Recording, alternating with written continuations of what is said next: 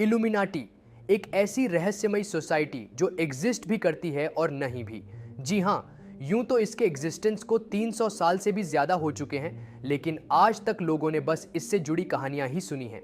भले ही ये सोसाइटी कितनी भी सीक्रेट या अननोन हो, पर कहा जाता है कि ये किसी एक देश को नहीं बल्कि पूरे विश्व को कंट्रोल करती है। Beyonce, Kanye West, Michael Jackson, Madonna, Kim Kardashian, Donald Trump, Queen Elizabeth, Isaac Newton, David Rockefeller, Bill Gates, Henry Kissinger, Mark Zuckerberg, Oprah, Katy Perry, Taylor Swift, इन सभी जानी मानी हस्तियों के नाम अक्सर इस सीक्रेट सोसाइटी से जोड़े जाते हैं। और कहा जाता है कि दुनिया के सबसे अमीर और ताकतवर बिजनेसमैन, पॉलिटिशियंस और सेलिब्रिटीज इस सोसाइटी के थ्रू पूरी दुनिया को कंट्रोल करते हैं। लेकिन सही मायनों में इस सोसाइटी को कौन कंट्रोल करता है या ये सोसाइटी क्या करती है, इसके बारे में किसके पास कोई सटीक जानकारी नहीं है। और ज़्यादातर केसेस में इन सभी क्लेम्स को कॉन्स्पिरेसी थ्योरीज बताया जाता है।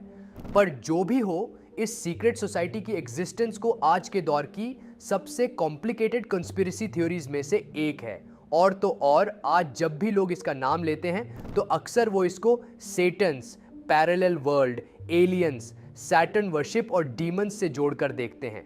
CIA यानी सेंट्रल इंटेलिजेंस एजेंसी के आर्काइव्स में 1991 में एक बुक पब्लिश हुई जिसका नाम the blood lines of illuminati था। इस बुक के पहले ही कुछ पेजेस पर यह लिखा हुआ है कि जितने भी लोग इल्यूमिनाटी से जुड़े हुए हैं वो सब सैटन्स एलीट हैं। इतना ही नहीं, आज दुनिया में जब कोई बहुत बड़ी रहस्यमयी घटना होती है या कुछ भी ऐसा होता है जो आम लोगों की समझ से बाहर होता है या जिसका कोई एविडेंस नहीं मिल पाता है, तो लोगों के द्वारा उस चीज का ब्लेम इल्यूमिनाटी पर डाल दिया जाता है। इन कॉन्स्पिरेसी थ्योरीज का एक वेल नोन एग्जाम्पल हमें अमेरिका के former president John F Kennedy के असैसिनेशन के पीछे की थ्योरीज में देखने को मिलता है। साल 1963 और 22 नवंबर का वह दिन जब अमेरिका के former president John F Kennedy की हत्या कर दी गई। यह हत्या किसने की, इस सवाल का जवाब आज तक कोई नहीं लगा पाया है और यह घटना आज भी यूएस के इतिहास की सबसे बड़ी अनसॉल्व्ड मिस्ट्रीज में से एक गिनी जाती है। इस केस को सॉल्व करने की कई नाकामयाब कोशिशें की गईं, लेकिन आज तक इसका कल्प्रिट सामने नहीं आ पाया। पर इस घटना के दौरान एक अजीब घटना और हुई। राष्ट्रपति कैनेडी के असैसिनेशन की साइट पर रोड की साइड में एक स्ट्रेंज लेडी को देखा गया, पर जैसे ही राष्ट्रपति पर गोली चली तभी यह महिला वहां से गायब हो गई। उसने अपने हाथ में कैमरा जैसी दिखने वाली एक अजीब सी चीज पकड़ी हुई थी। बाद में जांच से पता चला कि वह कैमरा जैसी चीज एक पिस्तौल थी। यह वही पिस्तौल थी जो राष्ट्रपति कैनेडी के ऊपर चली थी। इस स्ट्रेंज लेडी को द बाबुश्का लेडी नाम दिया गया। वह महिला कौन थी, कहां से आई थी, वह अचानक कहां गायब हो गई, यह आज तक किसी को नहीं पता चला। लेकिन जब कैमरा की फुटेज की जांच की गई तो उस महिला के अपीयरेंस में ऐसे कई ट्रेसेस दिखे जिसकी वजह से इस महिला को इल्यूमिनाटी का हिस्सा बताया गया। खैर, यह तो एक कॉन्स्पिरेसी थ्योरी थी। इसी तरह दुनिया के मशहूर सिंगर और पॉप डांसर माइकल जैक्सन की मर्डर मिस्ट्री में भी इल्यूमिनाटी का ही हाथ बताया जाता है। कुछ लोग तो माइकल जैक्सन को इल्यूमिनाटी के सदस्य भी बताते थे। इतना ही नहीं, 18th सेंचुरी में फ्रेंच रेवोल्यूशन, 20th सेंचुरी में हुए वर्ल्ड वॉर 1 और वर्ल्ड वॉर 2 और 21वीं शताब्दी के सबसे दर्दनाक हादसे यानी 9/11 के आतंकी हमलों के पीछे भी इसी सोसाइटी का हाथ बताया जाता है। तो ऐसे में सवाल फिर वही है कि आखिर ये इल्यूमिनाटी असल में क्या है, इसका जन्म क्यों और कैसे हुआ, इसको कौन चलाता है, क्या आज ये मौजूद भी है या फिर ये सब केवल कंस्पिरेसी थ्योरीज हैं। और अगर ये सब कंस्पिरेसी थ्योरीज हैं तो इनको फैलाने में किसका फ़ायदा होता है। दोस्तों, आज के वीडियो में इन्हीं सब सवालों के जवाब ढूंढने की कोशिश करेंगे। लेकिन दोस्तों, वीडियो में आगे बढ़ने से पहले मैं आपको एक बहुत इंपॉर्टेंट चीज़ बताना चाहता हूं। दोस्तों, अगर आप भी यूपीएससी की तैयारी करने का सोच रहे हैं और IAS IPS बनने की इच्छा रखते हैं तो अनअकैडमी आपके लिए लेकर आया है यूपीएससी 2025 एंड यूपीएससी 2026 के नए batches with India's top educators like Mrinal Patel sir, Sudarshan Gurjar sir. तो दोस्तों, ये बैचेस आपको मिल जाएंगे मात्र 24,999 रुपए में। लेकिन दोस्तों, ये एक लिमिटेड टाइम ऑफर है और फिर वापस आपको ये मौका नहीं मिलेगा। तो इस मौके को मिस मत कीजिए दोस्तों, और आज ही लीजिए अनअकैडमी का यूपीएससी कोर्स, लिंक आपको डिस्क्रिप्शन में मिल जाएगा। और अब चलिए वीडियो में आगे बढ़ते हैं। The origin of illuminati. आइए सबसे पहले इसके बैकग्राउंड और ओरिजिन को ट्रेस करते हैं।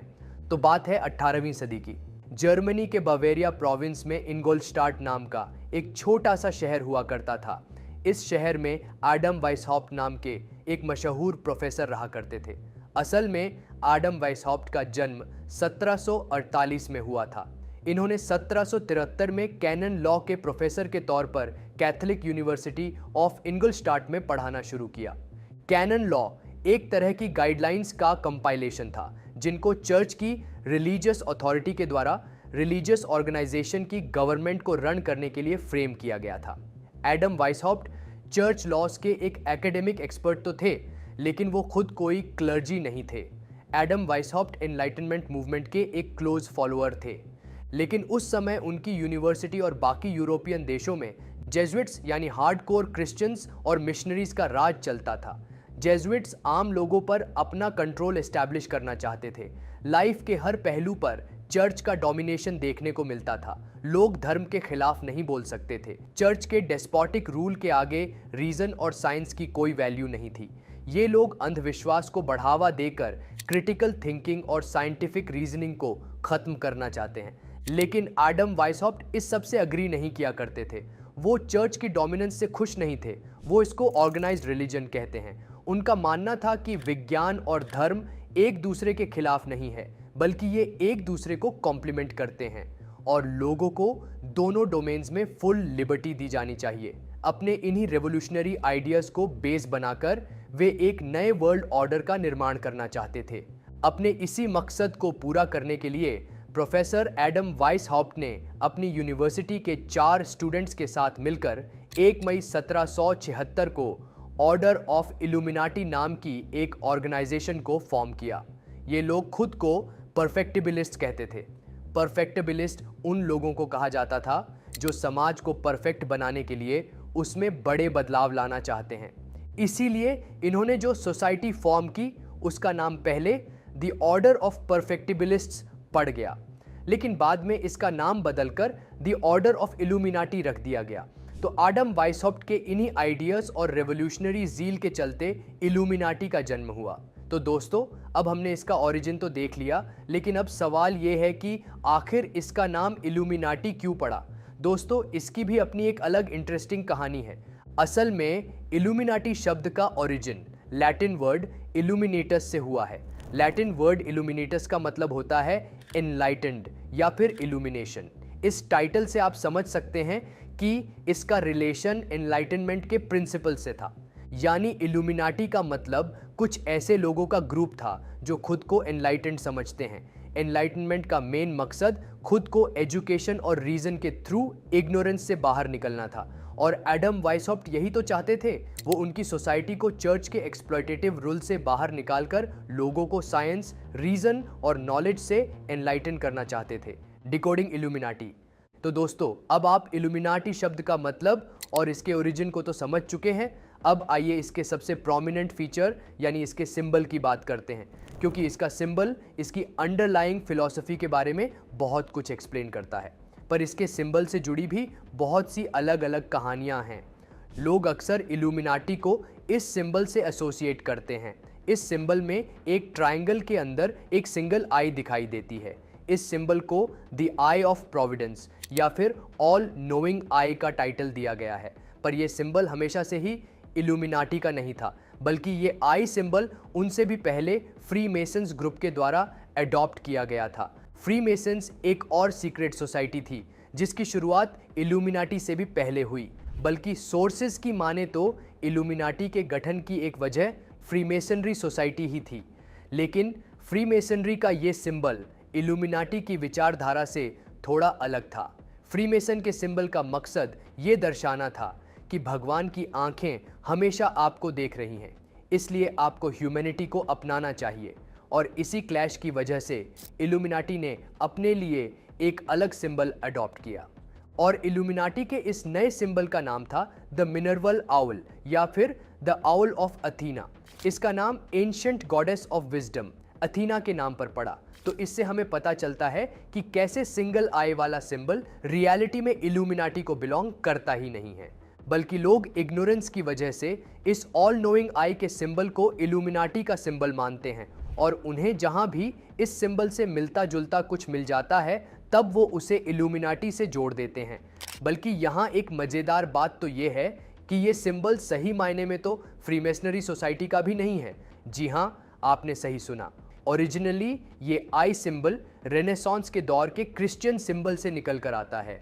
आपको बता दें कि क्रिश्चियन बिलीफ में ट्रायंगल से घिरी ये आंख उनके गॉड की आइज को सिंबलाइज करती है और इसके आउटर ट्रायंगल के ये 3 कोने गॉड के 3 इटर्नल कॉन्स्टिट्यूएंट्स को दर्शाते हैं। इसमें एक कॉर्नर फादर, दूसरा कॉर्नर सन और तीसरा कॉर्नर एक पायस सोल को सिंबलाइज करता है और ये क्रिश्चियन डिविनिटी का एक बहुत इंपॉर्टेंट सिंबल है। यहाँ गौर करने वाली बात यह है कि इसी कारण से यह ट्रायंगल का सिंबल बहुत से क्रिश्चियन नेशंस की करेंसी पर भी प्रिंटेड होता है। Noble vision met with undesired consequences, लेकिन इनका सपना दुनिया बदलने का था जो केवल 5 लोगों के दम पर तो मुमकिन नहीं था। तो अपने इस मकसद को पूरा करने के लिए इन लोगों ने अपने साथ दुनिया के कोने कोने से रिच और इन्फ्लुएंशियल लोगों को जोड़ना शुरू किया। धीरे धीरे लोग इनके मिशन से जुड़ते गए और कुछ ही सालों में इसके मेंबर्स की संख्या कई हजारों तक पहुंच गई। जाहिर है कि अब जैसे जैसे ये ऑर्गेनाइजेशन प्रोग्रेस कर रही थी और लोग इससे जुड़ रहे थे और इसका नेटवर्क बढ़ता जा रहा था, वैसे वैसे सत्ता के हुक्मदारों का डर बढ़ता जा रहा था। उनको लगने लगा था कि अगर ये ऑर्गेनाइजेशन सच में इतनी पावरफुल बन गई तो एक दिन ये उनकी अथॉरिटी को ख़त्म कर देगी और इनको ये किसी भी कीमत पर मंजूर नहीं था। बस फिर क्या था, उन्होंने अपनी पावर बचाने के लिए इल्यूमिनाटी के ऊपर क्रैकडाउन शुरू कर दिया। फॉर एग्जाम्पल 1784 में Duke of Bavaria Charles Theodore ने एक लॉ पास किया जिसके चलते सभी सीक्रेट सोसाइटीज को बैन कर दिया गया। इस लॉ के चलते इल्यूमिनाटी के कई लोगों को कैप्चर कर लिया गया। जब तक ये क्रैकडाउन खत्म हुआ इसके कुल 30-40 फॉलोअर्स ही बच पाए थे, लेकिन इसकी कहानी यही खत्म नहीं हुई। पिछले क्रैकडाउन में जो लोग बच निकले थे उन्होंने 1800s में इस सोसाइटी को एक बार फिर से रीऑर्गेनाइज करने की कोशिश की, लेकिन इस बार भी उनके ऊपर क्रैकडाउन का खतरा तो बना ही हुआ था। इसीलिए इन्होंने अब अपने ऑपरेशंस को और भी ज़्यादा सीक्रेसी के साथ करना शुरू किया। लेकिन इस बार इल्यूमिनाटी को जो लोग कंट्रोल कर रहे थे उनके गोल्स इस ऑर्गेनाइजेशन के ओरिजिनल गोल्स जितने नोबेल नहीं थे और इस टाइम तक इसके फाउंडर प्रोफेसर वाइसहॉफ्ट की भी डेथ हो चुकी थी। खैर, इल्यूमिनाटी के इस दूसरे वर्जन को काउंटर करने के लिए चर्च ने इन लोगों के खिलाफ एक नया प्रोपेगेंडा शुरू कर दिया। इनको डिफेम करने के लिए इन लोगों को सैटन या सैटन वर्शिपर्स और एलियंस से कंपेयर किया जाने लगा, क्योंकि ये लोग रिलीजन में विश्वास नहीं रखते थे। यूरोपियन सोसाइटी में इनकी यही इमेज पॉपुलर होने लगी। लोग इनको सच में सैटन वर्शिपर्स, एलियंस और डीमंस की तरह ट्रीट करने लगे। इतना ही नहीं, आज कई लोग तो ये तक भी कहते हैं कि ये लोग अपने शैतानी मकसद से पूरी ह्यूमैनिटी पर कंट्रोल पाना चाहते हैं। CIA यानी सेंट्रल इंटेलिजेंस एजेंसी के आर्काइव्स में 1991 में एक बुक पब्लिश हुई जिसका नाम the blood lines of illuminati था। इस बुक के पहले ही कुछ पेजेस पर यह लिखा हुआ है कि जितने भी लोग इल्यूमिनाटी से जुड़े हुए हैं वो सब सेटन्स एलीट हैं। जैसे जैसे टाइम आगे बढ़ा इनकी यही इमेज पॉपुलर कल्चर में भी वायरल होने लगी और US के बाद से ये ऑर्गेनाइजेशन अंडरग्राउंड हो गई। उसके बाद से इसके ऑपरेशंस को किसी ने नहीं देखा। इसके बाद इसका क्या हुआ इसके बारे में भी किसी को बहुत ज़्यादा जानकारी नहीं है। आजकल पॉपुलर कंसेप्शन में ऐसा माना जाता है कि ये ऑर्गेनाइजेशन अभी भी अंडरग्राउंड होकर काम करती है। कई कॉन्स्पिरेसी थ्योरीज तो ये तक कहती हैं कि ये governments, news, politics, entertainment industry और यहाँ तक कि हमारे टीवी पर आने वाले एड्स भी सीक्रेटली कंट्रोल करती हैं। जैसा कि हमने शुरुआत में प्रेसिडेंट केनेडी के असैसिनेशन से जुड़ी कॉन्स्पिरेसी थ्योरी देखी, उसी तरह हाल ही में आए कोरोना वायरस पेंडेमिक के ओरिजिन को भी इसके साथ एसोसिएट किया गया और लोगों ने इन थ्योरीज को प्रूव करने के बहुत अजीबो-गरीब सबूत सामने रखे। जैसा कि हम जानते हैं कि कोरोना वायरस का पहला केस चाइना के वुहान में मिला था और इस केस के मिलने के 4 से 5 दिन बाद दैट पॉपी नाम की एक अमेरिकन सिंगर ने एक सॉन्ग रिलीज किया जिसका नाम था डोंट गो आउटसाइड। इस गाने की लिरिक्स लोगों को घर पर रहने की वार्निंग दे रहे थे। इसमें पॉपी कह रही थी कि खत्म हो रहा है और ये समय घर के बाहर जाने का नहीं बल्कि घर के अंदर रहने का है। अब इसमें कॉन्स्पिरेसी थियोरिस्ट्स ये सवाल उठाते हैं कि कोरोना वायरस का पहला केस मिलने के कुल 4-5 दिनों में ही पॉपी ने अनुमान कैसे लगा लिया कि ये बीमारी पैंडेमिक बन जाएगी। और तो और इस पैंडेमिक की वजह से दुनिया भर में लॉकडाउन लगाया जाएगा, लोग घरों में बंद हो जाएंगे। बस इसी बेसिस पर कॉन्स्पिरेसी थियोरिस्ट्स ने पॉपी को भी इल्यूमिनाटी से जोड़ दिया। और तो और कुछ लोग ने तो पैंडेमिक के लिए भी पॉपी को जिम्मेदार बता दिया। कंक्लूजन। तो दोस्तों, कुल मिलाकर जहां आज एक तरफ लोग कहते हैं कि अब ये ऑर्गेनाइजेशन एग्जिस्ट नहीं करती है, वहीं दूसरी तरफ यूरोप के कई देश दावा करते हैं कि ये संगठन आज भी हमारे बीच मौजूद है। कई घटनाओं को देखकर तो आज भी लगता है कि इल्यूमिनाटी अभी तक जीवित है और आज भी हम लोगों के बीच खुफिया तरीकों से ऑपरेट कर रहा है। लेकिन कई ऑब्जर्वर्स ये भी बताते हैं कि आज ऐसा कुछ भी नहीं है और ये सभी अफवाह हैं, केवल कुछ ताकतवर लोगों के द्वारा अपनी गलतियों को छुपाने के लिए क्रिएट की जाती है। अब इस सब में कितनी सच्चाई है और कितनी अफवाह है, इस पर आपका क्या मानना है, ये आप हमें कमेंट सेक्शन में ज़रूर बता सकते हैं।